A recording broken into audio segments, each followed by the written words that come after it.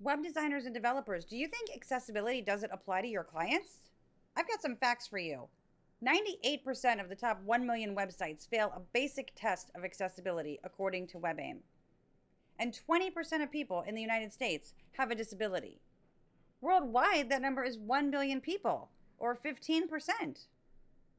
A lot of people think accessibility is all about people who use wheelchairs or people with blindness.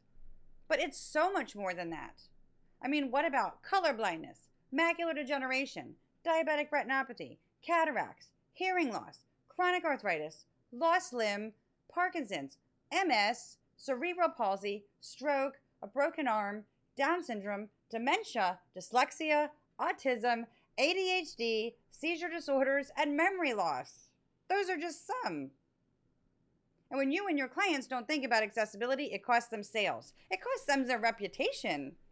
I mean, what if you have a veteran who lost both of his hands, who uses an assistive device with his computer, and he goes to your client site to make a donation, but he can't get to the donation page because the navigation isn't accessible? How about a colorblind man who is shopping for a gift online? He's unable to make out the hyperlinks to the products because they don't look any different from the body text.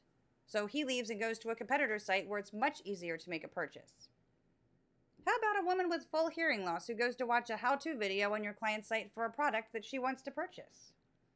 There's no captions or explanatory text on the page, so she doesn't understand how the product can actually help her. Your client just lost another sale. And, people talk about their good and their bad experiences with companies. But not only that, accessible websites rank higher due to proper semantic tags and code that isn't bloated. Because leaner website code results in faster page load times and getting a boost from Google in search results. And that could be the edge that your client needs to get a sale. And let's not forget about potential legal issues. In the United States, most businesses end up writing a check for anywhere between $1,000 to $100,000 for legal fines and fees for both parties. If you think that you can just add in accessibility later, know that remediating branding and designs and websites after the fact costs a lot more. What's good for accessibility is good for all.